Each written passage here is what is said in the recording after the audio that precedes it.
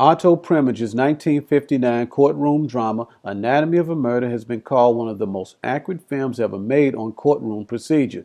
The film is based on a novel of the same name by Robert Traver, who not only served on the Michigan Supreme Court, but also based the story on an actual murder case in which he served as district attorney. The film stars Jimmy Stewart, George C. Scott, Remick and Ben Gazzara, and is one of the first films to deal with the subject of sex and rape explicitly.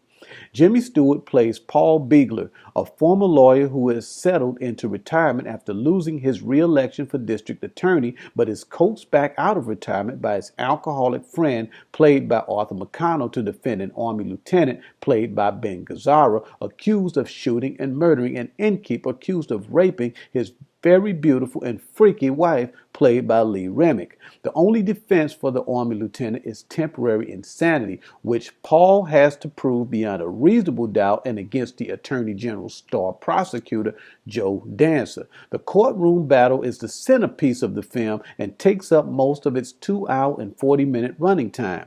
But if you think to yourself this is just another boring courtroom movie, you will be sadly mistaken. This is Jake LaMotta versus Sugar Ray Robinson, Rocky versus Apollo Creed, the cab scene, and on the waterfront with Charlie the Gent and Terry Malloy.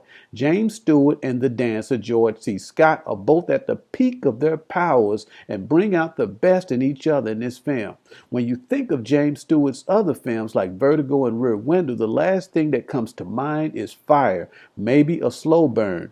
But in this film and his chess match in the courtroom scenes with George C. Scott, James Stewart is a tiger.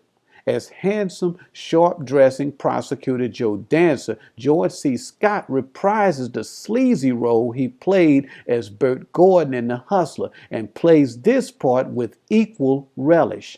Anatomy of a Murder is one of my favorite films with great music and also a cameo by the great Duke Ellington. The film's title sequence was designed by Saul Bass, who also worked on films such as John Frankenheimer's Grand Prix and Alfred Hitchcock's Psycho. Amazingly, the film was nominated for 7 Academy Awards, including Best Actor, Best Supporting Actor, and Best Picture, but went home empty-handed.